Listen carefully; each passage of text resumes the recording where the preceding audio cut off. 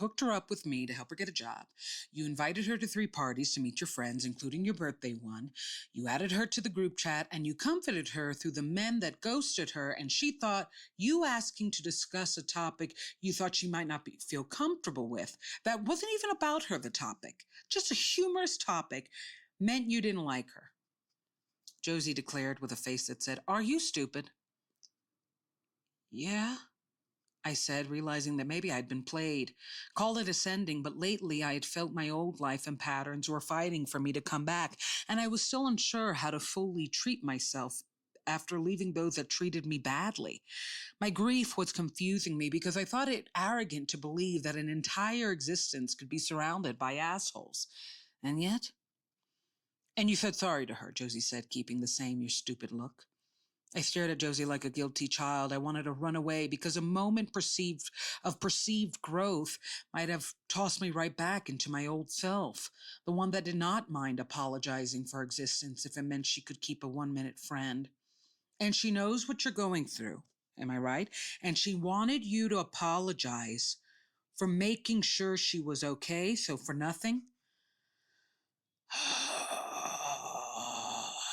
I sighed. My pride had returned to its usual placement of up my ass. I went from feeling like I had handled myself like a big girl in a world where I officially had no family because of my newfound no contact rule, and within weeks was already entrapped by misinterpretations and people that would rather control me than themselves. It was my worst fear that leaving my family did not actually mean leaving my family. People are just stupid. Nobody has bandwidth anymore. I hate everyone, Josie declared nonchalantly as she toggled the remote to end her hate watch of the Love Island reunion. Everyone is so tired, I followed, like a child wanting mommy to approve her again. I felt triggered, and that call for much-needed isolation began to ring in. I was raised to make everyone happy with me and never let anyone go, but my life feels like a giant push towards other people's exits. And if I wanted the right people to stay for me, for the first time in my life, I had to accept I was alone and be really intentional about it. I can't deal with it. Everyone wants help, but no one wants to help. Now everyone wants sorry, but no one wants to give it. Get the fuck out of here. What does she give you?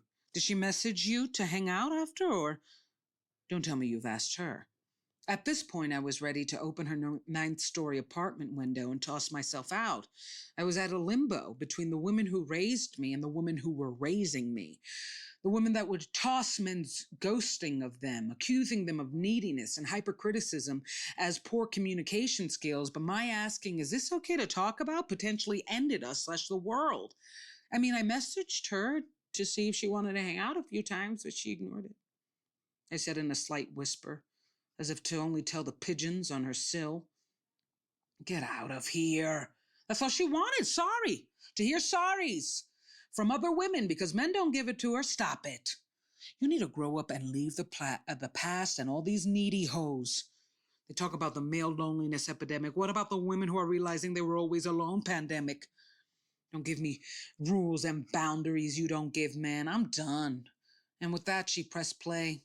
And I was left ruminating in slight sadness because I really wanted to be as strong as her, or this alternate version of me that had no problem saying goodbye to everyone if it meant welcoming her power. All right, let's heal. Let's discuss. So I've talked about how immersive I could be with my friends, especially when I really like someone. And it was a weird situation because it was my birthday. I had asked, we were talking about mutual people that we know, and one of our friends doesn't like her friend, and I asked, hey, do you mind if he's probably going to talk about them, do you mind, like something like that. And she took it really wrong, and she said, oh, do you not like me? Like she kind of stopped talking to me for a few weeks, and then we had this 40-minute conversation where I said, I'm sorry I made you feel that way, but there was no ill intent. And I walked away feeling really good because one of the things that my family did to manipulate me was this idea that without them, I would be highly immoral and I would just be, 2 kitchen knives away from becoming a serial killer. And it worked because I don't want to get upset at me for how I survived as a child. My family was very mean, very bullying. They were financially abusive, emotionally abusive, mentally abusive. And they were very hypocritical because, on one hand, I was the best, sweetest kid that could be really mean and wrong to them. And mind you, these were adults always criticizing and yelling at a child. So I just, and I wanted them to love me. So I didn't, obviously, it pained me and I cried a lot as a kid. And they just made it sound like I was naturally depressed. But I was nurtured in abuse. And that made me grow up into this person that really does believe every criticism of her is valid. And I'm entering this space of maybe it's okay to be alone. If somebody criticizes me, then they're out. Especially because I work so hard to love people and accept them for who they are and believe that they have better intentions for me or with me, even when they screw up. Because I don't, it's wild. And I think I spoke about this in a prior episode. It's amazing how many apologies I have given when I really, I mean, two things. I don't ask for them. And I really don't ask for sorries that much compared to how I've always given them. And I think it's because when you're raised with narcissistic parents, they're always making you as a child say sorry. You know, sorry for, oh, I'm sorry for my tone. I'm sorry for how I said hi. I'm sorry. I'm sorry. And it becomes this reward system because they A, stop yelling at you. They B, might describe you as a good kid. And I got entrapped into that dynamic as an adult. And the things that helped me survive as a kid were now sabotaging me as an adult. And I hated how strong Josie's reaction was, but I also needed it. And it helped me because I'm moving on from my family. I'm moving on from my past. I'm standing up for myself. And I don't know how. I just know I have to. And I was raised again to believe that I could be, you know, blind to other people's feelings, yet that's the only way I've ever lived according to other people's feelings. And I went from feeling really empowered that for the first time in my post life without family, I was receiving somebody's criticism and handling it well to there I go again, receiving unnecessary criticism. And to be honest, what was I going to do? You know, like toss the iced latte in the air and be like, F everyone? No. The flip side of that was I too apologetic? What if I did toss the latte in the air? What if I did say, I'm not apologizing, you're being sensitive? What if I actually countered? And that's where I felt really, really confused. And I hated it because when you start standing up for you and really making a determined action to become a better human being, become a better person, and grow up, you are totally confused by what that means. You just know you've got a target, and that is to not take anyone's BS, to not take your own BS, to start taking care of you, to start choosing wisely. But then you also have to learn wisdom. And I felt really cross. I mean, on one hand, I love Josie because I don't have people that defend me. I don't defend me. So when I have someone go out of their way and say, you don't need to apologize. You don't need to feel like a horrible human being anymore. You're okay. It's like water in a desert to me. I don't get that often. Somebody saying, no, actually, you were right. No, you don't have to apologize and be the better person. You're good. I don't get that. And I don't think it's necessarily, I don't want to think anymore that I just attract jerks. I want to believe that my problem is accepting them. And I say that because for the first time in my life, I'm more willing to be alone. I think I got to close the blinds and stay at home for a bit because I really want to find and make a new family.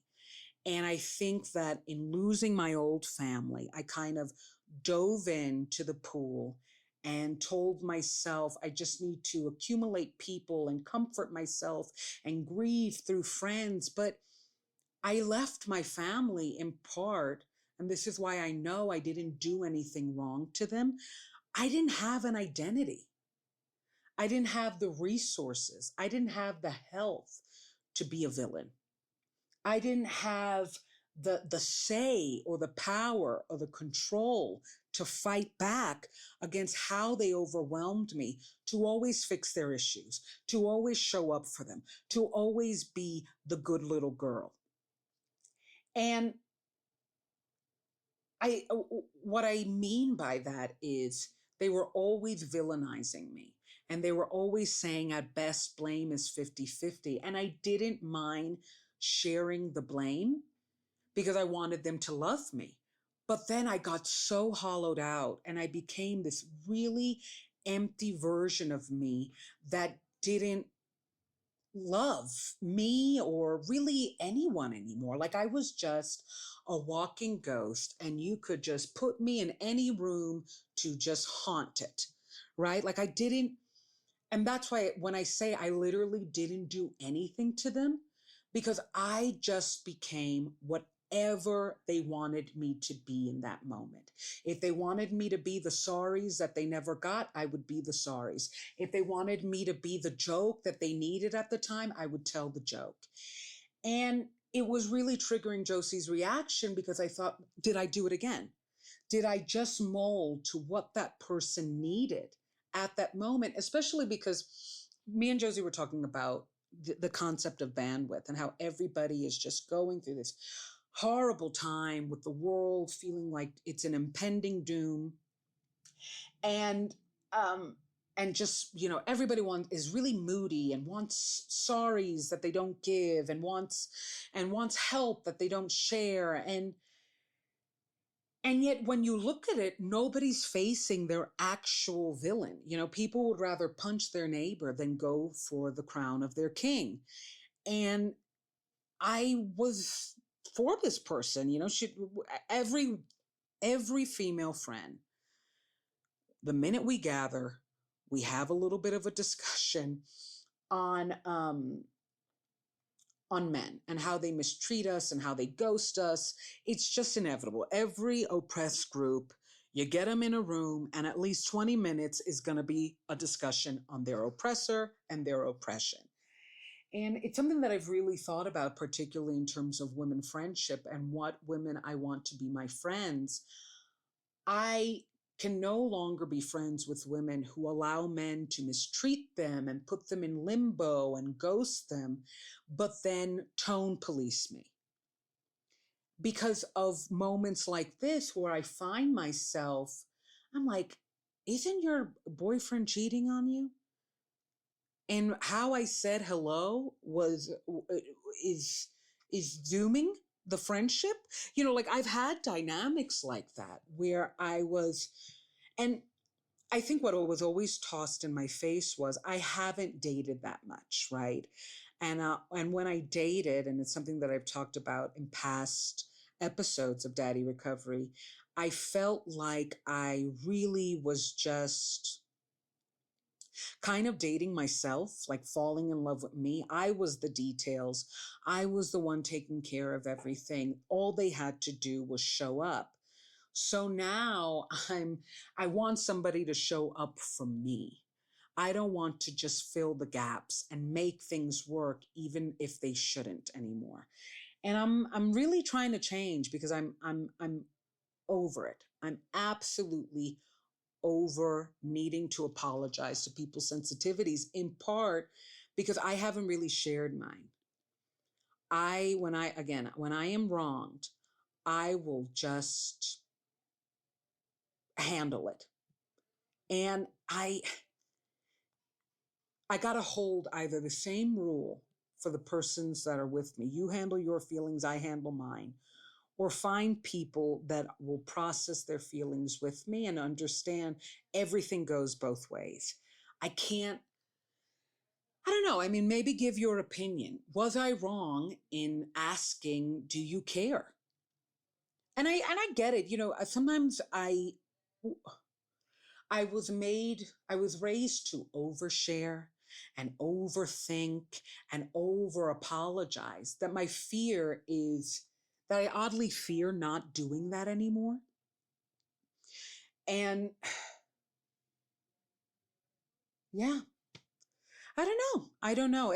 Because sometimes you can ironically look like the bad guy and trying to be the good. And I think that's how I interpret it. In trying to be really careful and caring, maybe I misstepped and I looked like a douchebag. But according to Josie, that's not it. And if you see, she was like, no, no, no, no, no, no, no, no. And I think she's going through a time in her life where I like her because she's more cutthroat than me. And I want to be that. But I also want to be soft and tender. I like those aspects of me before I had realized my family used it to their benefit and not mine. So let's see how I keep it.